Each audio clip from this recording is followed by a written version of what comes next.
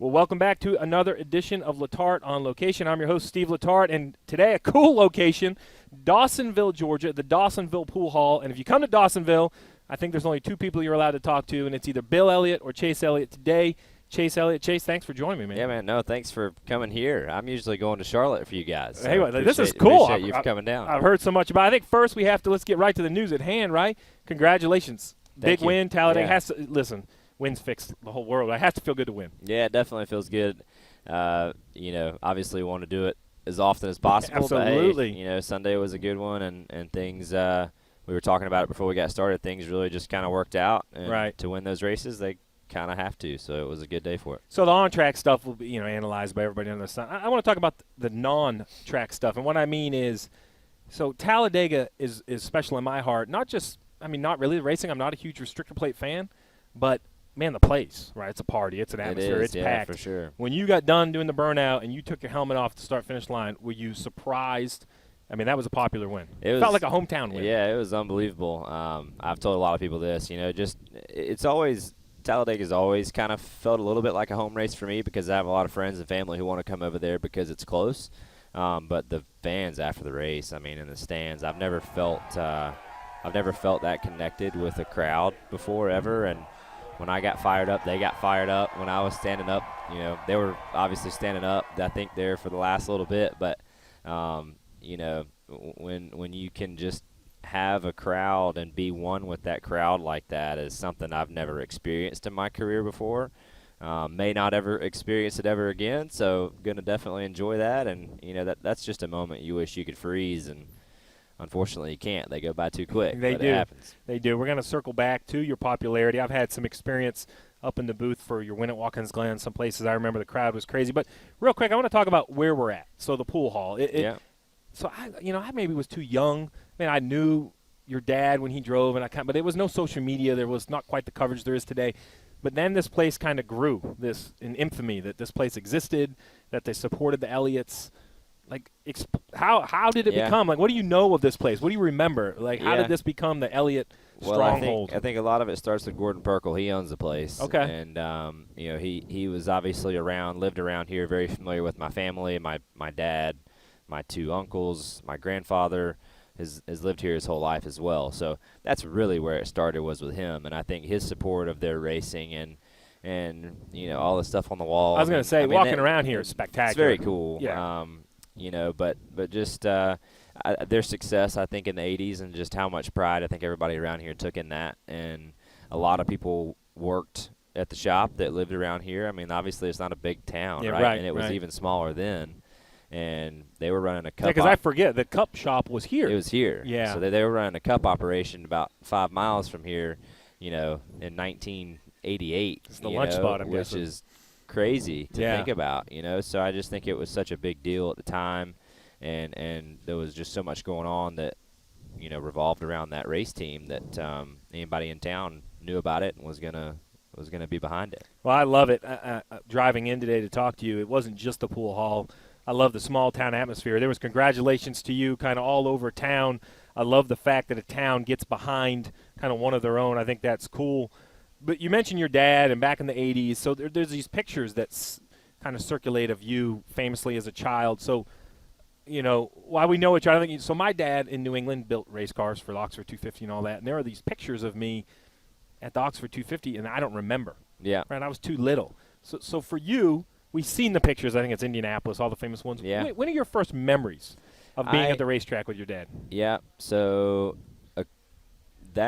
obviously they're scattered, right? Yeah, right. At that age, they're very scattered. But when you're a kid, I think you recognize big moments, and obviously you can tell when something's special. So I do have a couple memories of Indianapolis when he won the Brickyard, because I just remember being just absolutely amazed by when you win there, they used to take the cars up on this lift gate thing, and I just thought that was the coolest thing ever, and I remember that as a kid. The elevated victory lane. Yes. Yeah. I remember him blowing a tire at Homestead on the last lap. I remember that last corner. Yeah, and I think Bobby Labonte beat him. Yeah, I forgot about that. You're right. Yeah. Led Mike Ford, I want to say, was the crew chief. Yeah, Mike Ford was the crew chief through both of those years right. that they had a lot of success. And then the last one I remember I remember him winning his last race. A couple things about that I remember. He beat Jimmy, which was pretty cool because Jimmy was getting started. I think he was a rookie, and he was obviously killing it. Came in and was having all the success, and I remember all the hype around him. And then just remember him beating him that day. You could beat Jimmy any day. It was a good day. Taking it to the young guys, so I thought that was kind of cool. And then Victory Lane, it was like a popcorn sponsor of some sort, and they had popcorn in just feet. I mean, it was like the car, and it was just in Rockingham popcorn. or something. I remember it was like in Rockingham, the yes. Pop Secret 400. Yes. I remember. That's what it was. Oh, yeah, that and was a good day. I remember eating the pop. It's like, hey, I remember, like, I think I asked somebody, can I eat popcorn? Like, yeah, eat popcorn. It's good. So I'm sitting in the Victory Lane eating the popcorn, That's outstanding. So those pictures, as I mentioned, they're everywhere. But then, so that is, the son of a race car driver. So how about you as a race car driver? Like, what did you start driving? Where did it all start? Yeah, started close to here. So always kind of lived when we lived in Georgia. We've always lived around North Georgia. Mm-hmm. So when I was born, between Dawsonville, Blairsville, and then we spent a couple of years out in Colorado. So always been around here, minus those 2 years, right. But it's been kind of centered around this area. And all the racing has always been centered around here because of the race shop being up the road. It makes too much sense not to utilize that facility and whatnot that they've had for so long. So, trying to think. Blue Ridge Mini Speedway was the first place I ran a race. It was a dirt go-kart place. I started racing that. We ran some there. Another town called Chatsworth up north of here. What age are we talking when you say like dirt? 7, 8. Okay, all right. And then after that, Dad was, I guess he had just quit racing full time, or he was quitting racing full time all around that time. And then that was when he made the decision he wanted to move to Colorado. That was always a favorite vacation spot of his. So the way it kind of worked out. Finally had his schedule back. He had his schedule back, and he could do what he wanted. So that was where he wanted to live. Obviously, I had no say in that, which is fine. Yep.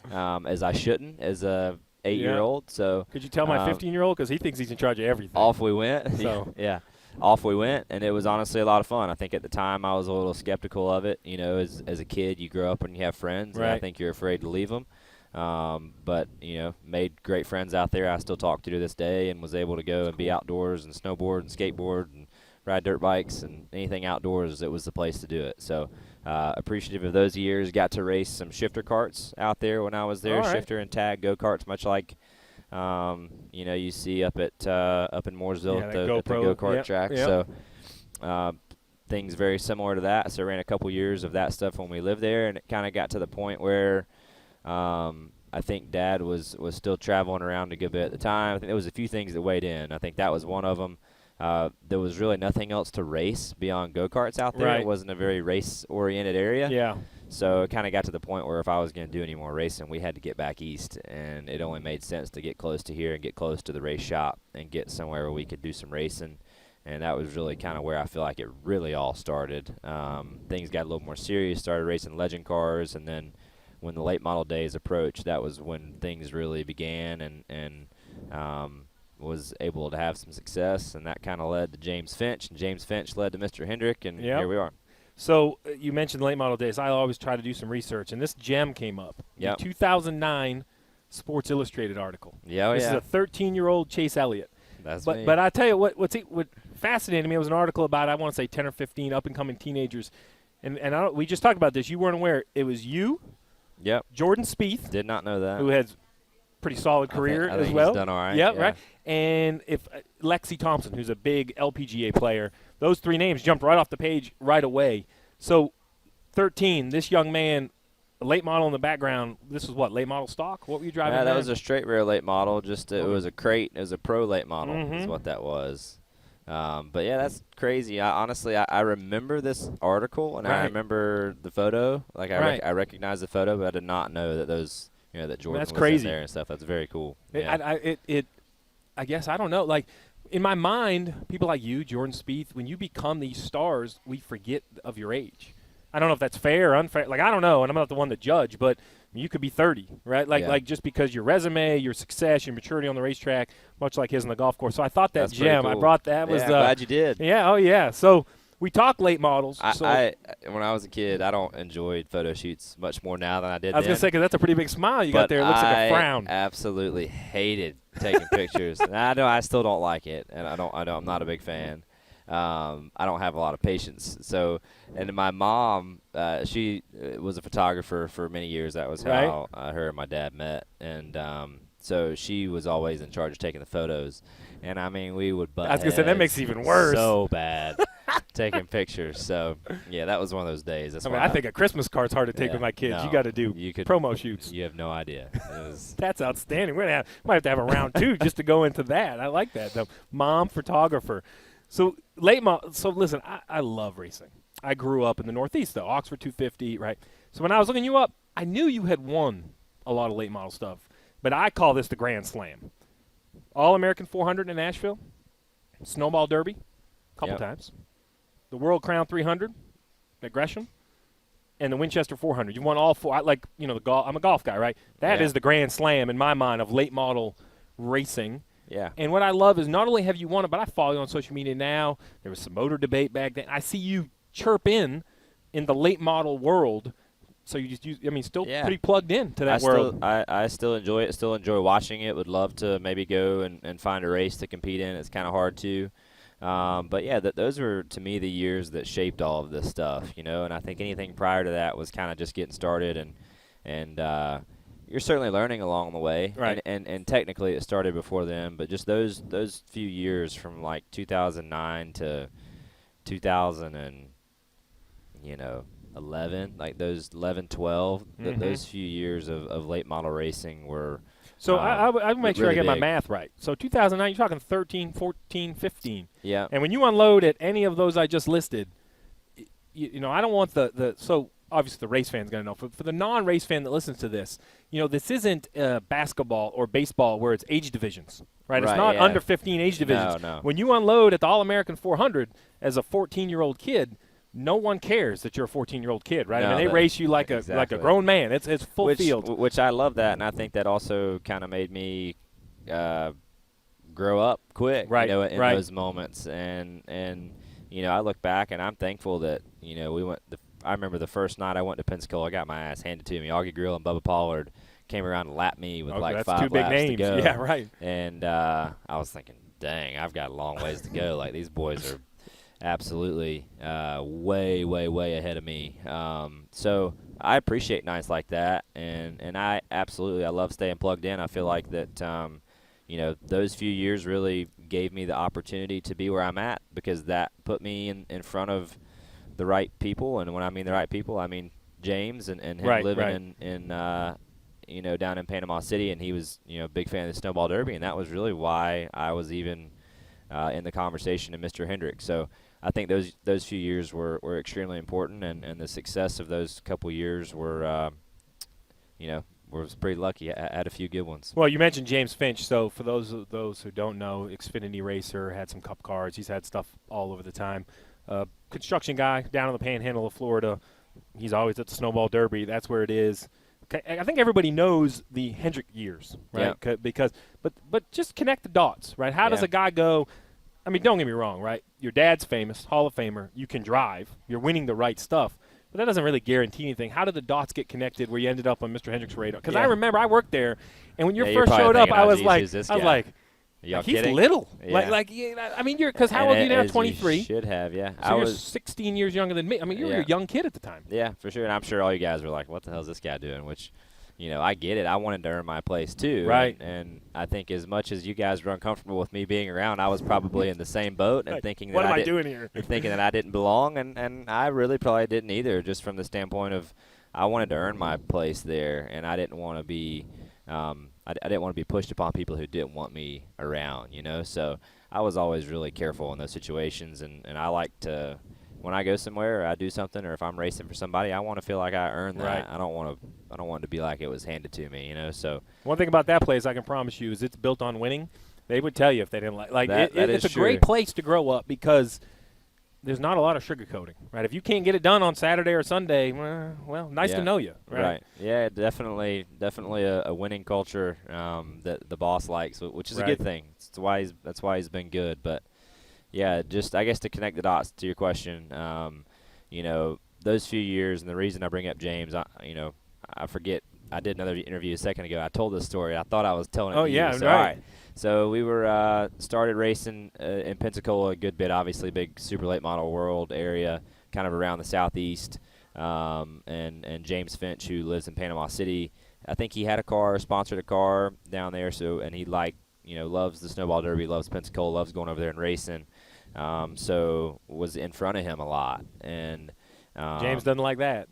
Well, James doesn't like to get beat. I don't mean in front of him. I mean, you mean like him in the watching. crowd, him watching. Yes. Yeah, he doesn't like his stuff to get beat. So, anyways, we're there, and I didn't know this, but apparently he was taking notice of some of the good runs we had at the point in time, and he mentioned something to Mr. Hendrick, and when he did, I think Mr. Hendrick kind of thought about it and felt like he might want to help, and he gave Dad a call one day, and Dad and I flew to Charlotte one afternoon after school, sat down. The boss picked us up from the airport personally, drove us over to the shop, toured us around his facility, sat down in his office, and he said, look, he's like, I don't really know what's next. I think I was like 15. And he's like, look, I don't really know what's next or what the right move is, he said, but I want to help. And I can't. There's no promise. Who knows where this is going to go? But I just want to help, and I think that I think we could make something work. So that was really where everything kind of started, and nothing was ever really promised. He just wanted to help, and he expressed that, and really opened the door for everything else after that to transpire. And obviously, very lucky he did. Well, that brings me. So this is a question that I ask everyone who is fortunate enough to be a professional athlete. When did Chase Elliott wake up and say, I'm going to be – I don't like driving race cars. I'm going to be a race car driver. Yeah. This is what I'm going to do for a living. To me, I go back to the short track and the late model years. I mean, those were some special years that things were going – they were going pretty good. Had some great help. Ricky Turner, I feel like owes a lot of credit for that. He's a big I feel like it wasn't for him, and there's a lot of other guys as well, right. But I feel like he was a big piece of running good at the right time and having success at Pensacola, and that was ultimately where James was and where all that stuff stemmed from. So it's going to be good on the big stages, right? Yes, I mean, and all that stuff's just special. But I do think those years I look back on, and look, things are getting pretty serious.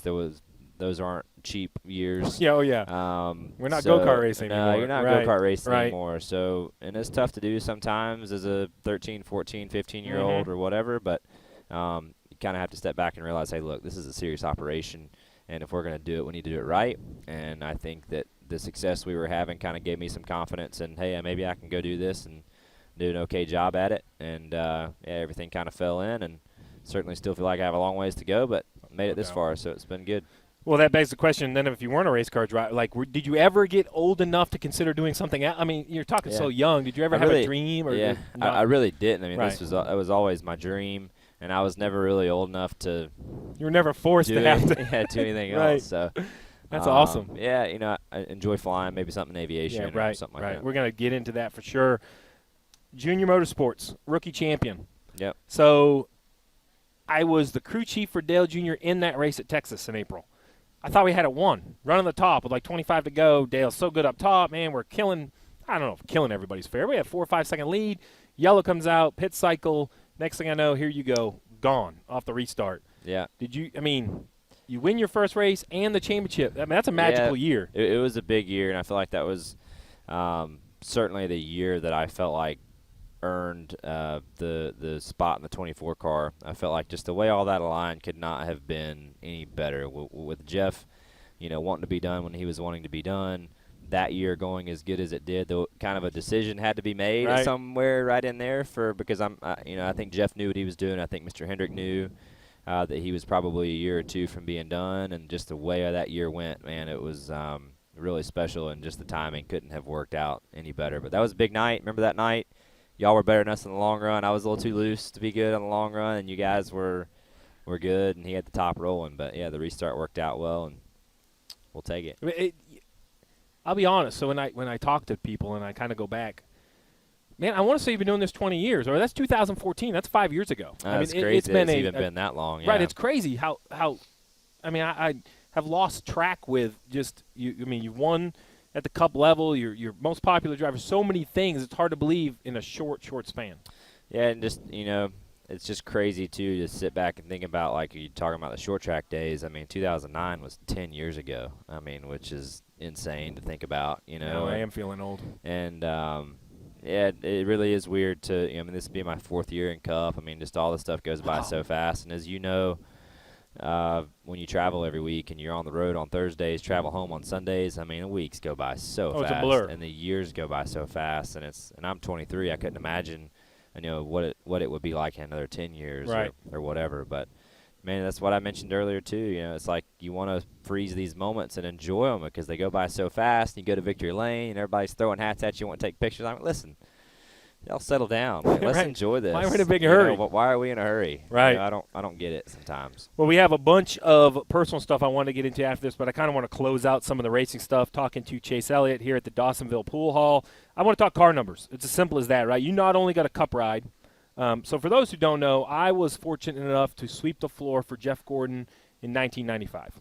Went full-time in 96, became his crew chief in 2005. I'm only talking to you here today because Jeff Gordon and Ray Abraham gave some silly kid from Maine a chance to sweep the floors. And then somehow Jeff thought I could be his crew chief, which I appreciate. I'm not sure he got my best years. So I owe everything to that 24 car. That's where it all started. A number that, it's not like the 3 or the 9. Like, that number had never been famous until Jeff was in it. Exactly. And then you were the guy to try to fill those shoes. Yeah. I don't know if William Byron knows this, but he owes you a debt of gratitude because he didn't have to be the first guy to follow. The next one in. But I mean, what was it like? Right? Yeah. I mean, already going to the Cup Series and now taking that ride. Yeah. I said it then and I'll say it now. I honestly didn't put a lot of thought into it. The number thing. That makes you a great athlete, by the way. Did not really. It didn't bother me. It didn't. I don't think it ever really felt like home. Like I didn't. Like you were driving his stuff. Well, no. Like I didn't start racing go-karts and be one that, I didn't want to be number 24. I wanted to be number 9. So, of course, when it's not your favorite number, it's like, all just good. won an Xfinity championship in the 9. Right. You know what I'm saying? So it didn't feel like home from that standpoint, but I didn't, like, it's not something that concerned me, I mean, like, it doesn't make it go any faster or slower, what's on the side of the car, So that was kind of my big thing in my head. I'm like, well, it is what it is. Let's just go try to do good. Well, then perhaps that means the next transition must have meant way more. I mean, to put the 9 on the door. I mean, we're here, right? There's the Coors 9 up there on the wall. Absolutely. That's what I picked, right? I picture 212. I mean, that's what I see. I see your dad running. .809. Yeah, right. Yeah. So then you get the chance to bring the 9 with your name and an Elliot on the door to the Cup Series. To me, it just feels right, and I don't know what it seems like to you, but like me walking out to the grid to get in the car, like that's my car. It's funny. So your number transition was easier for me. Like, because, as drivers move around, this sounds awful, but I'll put the driver in the wrong number, misspeak. But you're the one that I don't know, I can easily put you in the 9 every time. Well, that's how I feel, and I feel like that's how everyone feels about it, too. It just feels right. anybody who's followed my racing career, I've always been that number, too. So it makes sense. And I'm not taking anything away from my first couple years. I mean, I feel it was an honor to drive the 24, and I really just looking back on it, I really wish we could have won a race in it to be the, at the time. I hope William can add his name to Jeff's legacy at some point. But I really wanted to be the another person to win in that car because he's the only one that has. And I thought that'd be a cool thing to do. I say that. It was also a very special moment to win my first race in the 9. So it's like everything kind of has two sides to it, and it all kind of happened for a reason, I guess, looking back on it. Well, it has a quick career, to your point, but a lot to go. I mean, that's enough about racing and your career. I want to get into the other stuff. So this is one that – so this is my pet peeve. I don't know why. It's probably unfair. So I'm a Red Sox fan. I know you don't like that, the Braves guy. Yeah. But if I go to a Red Sox and Yankees game and the pitcher from the Yankees is chatting it up with the Red Sox lineup, I'm not happy. I'm fine if they're buddies. I'm fine if they're in business together. But I paid a ticket, and for this moment – you want them to hate each other. Yes. Yeah. So I say that because the garage area, you have to have friends. You see each other all the time. So I'm at the track. I see you, Blaney. That's the one I see the most, out there throwing the football. But when I go from the bus lot to the booth and I look down on the racetrack, I can't tell you're friends at all. Yeah. And I love that because I can't say that about everyone in the garage. I feel that everyone doesn't race everybody the same way. It almost looks like y'all race each other harder at times, to be quite honest. So it just explain, first of all, how did you and Blaney, like how did this all work? How did you become such good buddies? Yeah, well, I mean, I guess to state the obvious a little bit, his dad obviously raced, my dad raced, so we grew up around the racetrack a lot, but I honestly didn't know him when I was real little. Like, I don't remember hanging out with him in the bus lot as a kid. I didn't really meet or start hanging out with Ryan until he and I were racing late models together. We spent some time.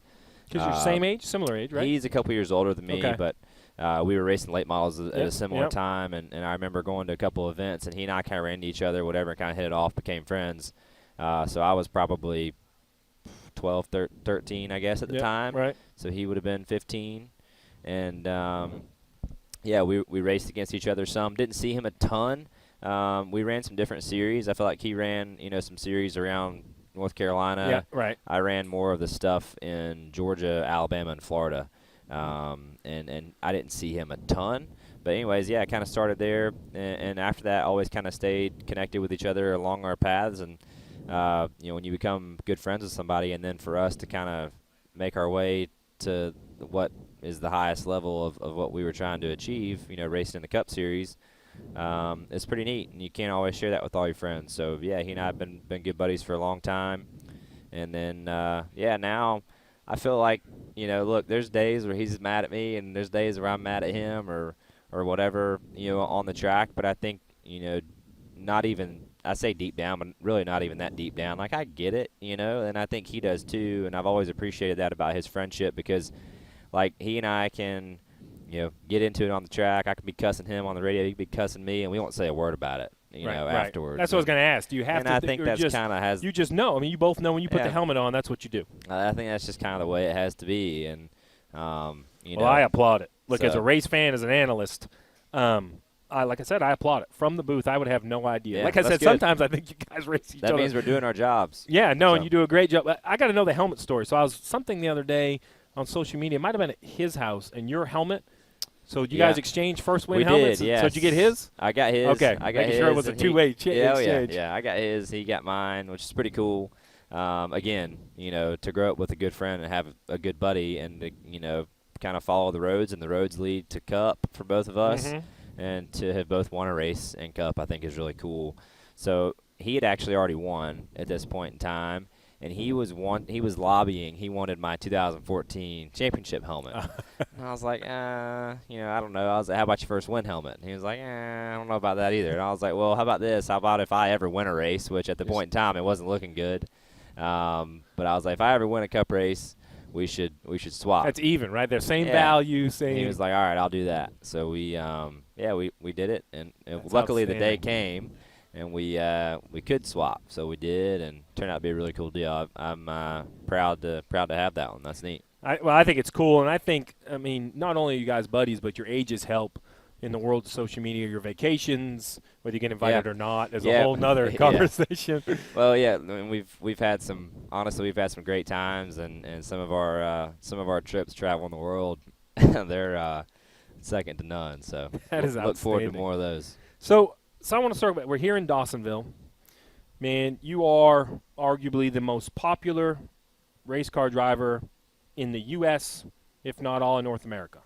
How does a guy that popular decide to reside here in rural Georgia, right? I mean, you have the means to kind of live everywhere, anywhere you'd want.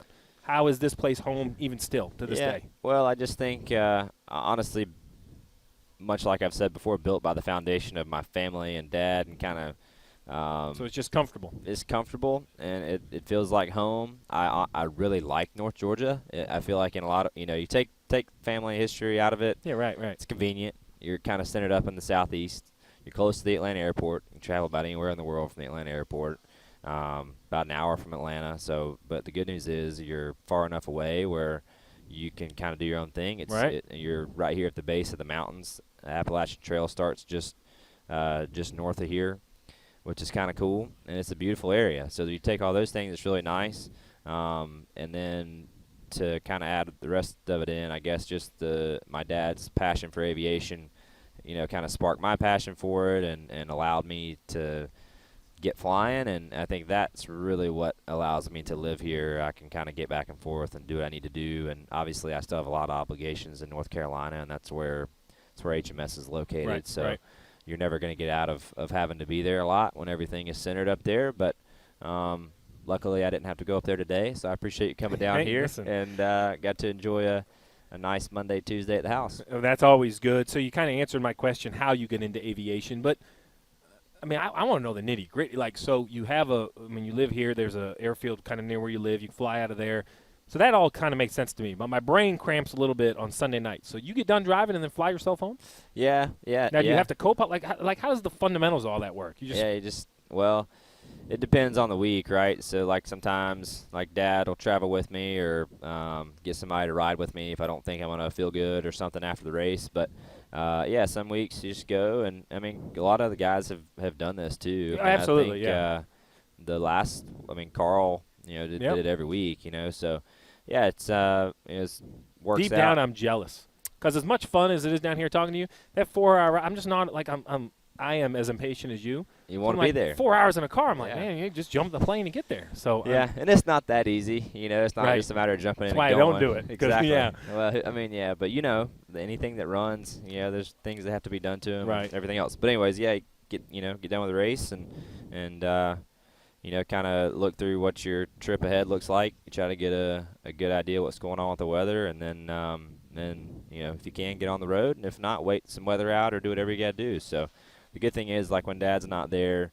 after the race, I'll call him. He's been watching the weather for me throughout the race, so he and I'll kind of brief the weather a little bit and talk about that, and then I'll get a gander at it for sure before I leave, and then off we go.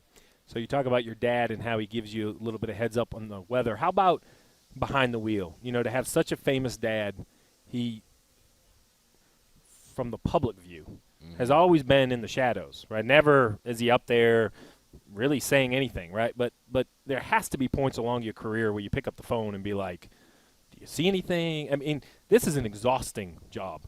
I mean, as a crew chief, the highs are great. The lows are they empty your butt. Like, when you are on a losing streak, it's awful. I've been there. So I had people I leaned on, right? Am I going crazy? Do I belong here? What do I do? Or just how can I do my job better? I mean, you have a family member that has kind of lived this. For sure, and I think his experience there is nice. But you're right; he's definitely had a laid back approach, and I appreciate that too, because I feel like I've learned, I've certainly learned the hard way on some things. All have. But if you don't learn the hard way in some areas, you're never going to learn. And honestly, growing up and being around racing, you're very right. I've been very lucky to have great drivers to lean on, great family members who have been involved in it for a long time. I have to this day, I have a hard time talking about driving and like the like we're talking about such small things on track. Like, you just do it. Like, if Jimmy is kicking my ass at Dover, like, I couldn't go up to him, and he can't translate the feel he's looking for in his car for me to go replicate it. I honestly think he would tell me if he knew how to describe that. But, like, you're talking about such minute things. Like, I don't know that you could ever extract that from someone's brain. I think you have to go learn it. You're going to appreciate this. So we were in Dover. This is before you drove at Hendrick in the Cup Series. Might have been 14, the last year when you were in Xfinity, and we get in the debrief, and I'm Dale's crew chief, and Jeff's there. And Alan's Jeff's guy. Jimmy's killing everybody. Yeah. And he goes, take us for a lap. Take us for a lap, Jim. Jimmy goes, I drive down into one, and I'm going to speed up the story. Basically, I drive around to this point, I get the part throttle, and I look for here, and my car does this, and it compresses, and he takes us for this most colorful, most well-described lap. And he's the best it's unbelievable. Describing. Like, I feel like I'm riding with him. Yes, the car. Right. So I look at Dale Jr., and I'm like, hey, man, what do you think? And he goes, I don't even know what damn track he's on. And so then I look at Gordon, who's won there a bunch. He was like, whew, I'm glad you said that, because I got no idea what he's talking about. Yeah, and to your crazy. point, like, you cannot extract that, and no one can describe the feel that they're looking. You're talking about such small differences that it takes to be really good or be great at a racetrack or win. You can't. I don't know how you could ever describe that to someone. I feel like it's something you have to kind of find. But you're right. Jimmy is incredible. Anytime, it's funny you say this, anytime we're in one of those debriefs and I'm having a hard time fixing to explain something, I'm like, Jimmy, you go first, and maybe you'll say it. So I'll pick up off you. Yeah, so I can describe this better because I'm not very good at it. So we mentioned you live here in North Georgia. You're like have become, it's not just Dawsonville, it's Georgia's own, right? Like Atlanta Braves, big supporters, right? I see you at the games. They tweet you. Chipper Jones. That was really cool. What I think is great is,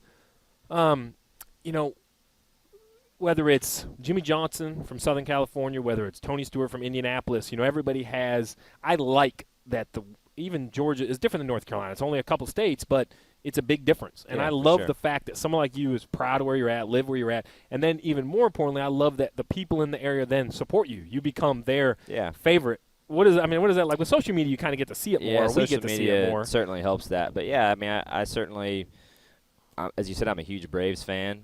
Chipper is probably my all-time favorite Brave to play, and those are two folks that congratulated me on Sunday, which is super cool. I mean, I could never ask for anything more than that. So, yeah, it's I'm a big sports fan, so anytime you can have the support of a favorite team is cool. And yes, definitely things like that make you feel like even more at home than it already is. And I take a lot of pride living here.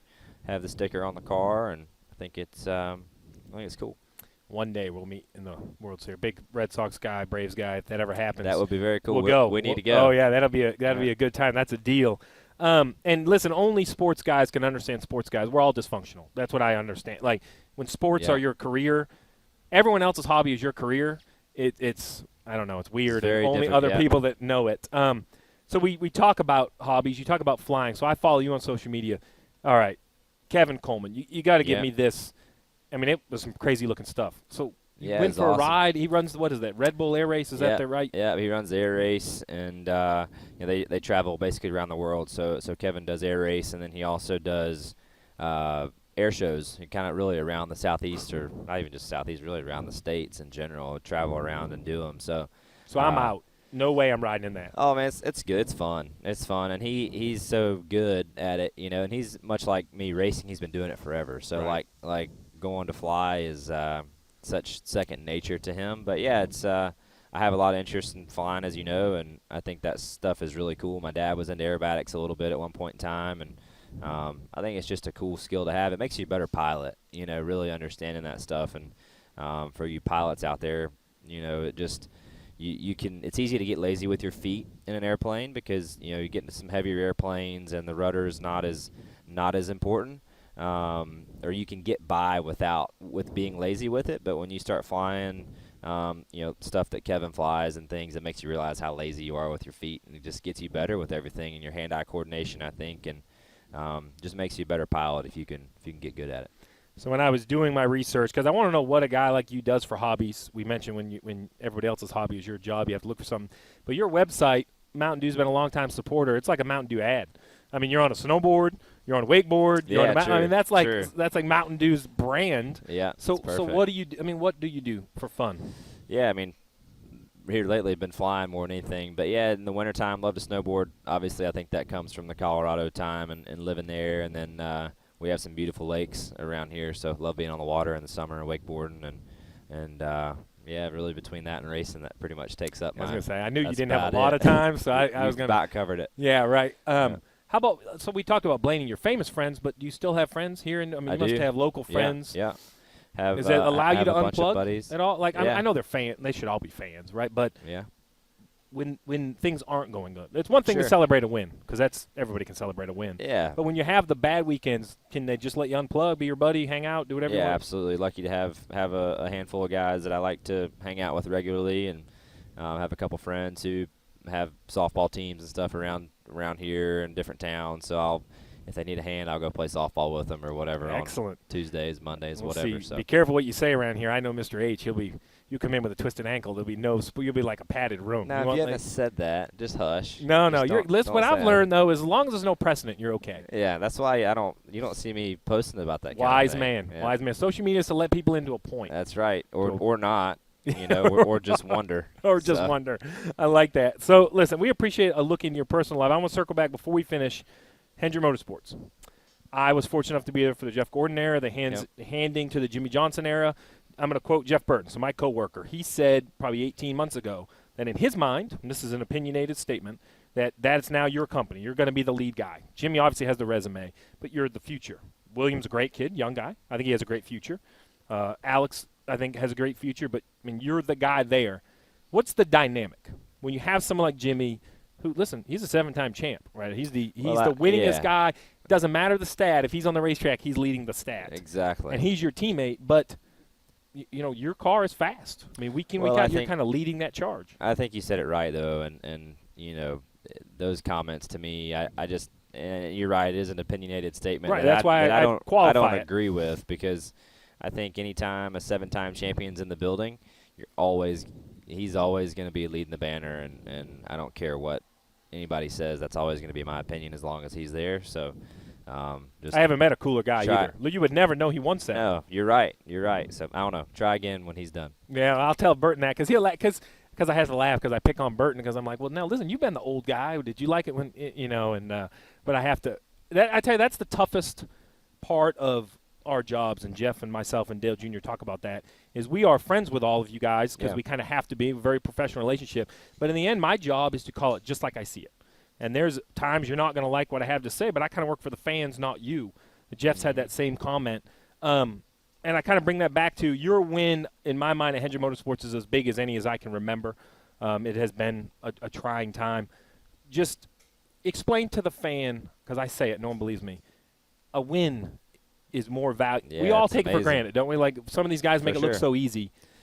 Yeah, they do. And, I mean, you know, it's like I look at last year and won 3 races, and that was great. And then I look over when you get to the next race, and they put you in the garage stalls by points or whatever. So you look over, and 18's got 7 stickers, you know, behind his name, you know, and over double the amount of wins that we had. So there's always room for improvement, and ultimately you want to, like, I want to put myself in that category. Like, I want to go and be a guy that can win every week, and I honestly feel like that I can do it. I feel like our team can do it. So that's where you want to get to. That's the goal. You know, championships and stuff aside, like, I want to be a guy that can show up and add a sticker to my car wherever we go.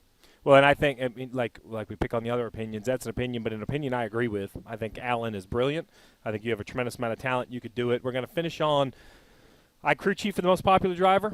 You now seem to have taken that off his mantle since he's retired, and I was in the booth at Watkins Glen, which, by the way, some of the best driving I have seen. So many opportunities for mistakes, corner after corner after corner last year when you held off Truex. But more than that, I felt that crowd. Yeah. When you take the lead, I know you felt it at Talladega this last weekend, but when you take the lead, it is like no one else.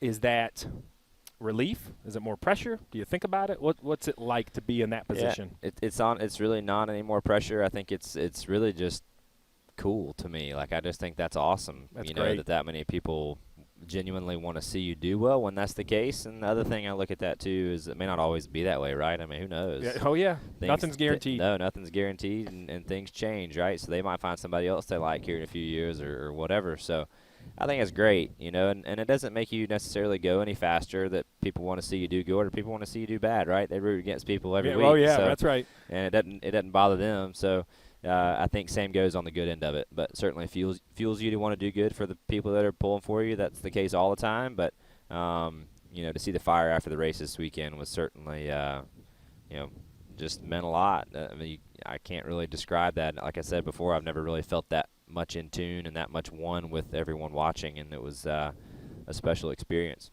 Well, again, congratulations. The win at Talladega was spectacular. I appreciate your time. It's a cool location. For sure. It's always fun to talk. Super talented on the racetrack. I think even more importantly, just a great guy away from the racetrack. I could see why all your partners like you, see why the fans like you. Lucky to call you a friend. It's been a good time. Appreciate you coming out. This is another edition of Letarte on Location. You can subscribe on iTunes, rate and review, and let us know what you think. Awesome. Thanks. Hey Motorsports fans, thanks for watching. Make sure you hit subscribe before you go for all the latest news and highlights across motorsports.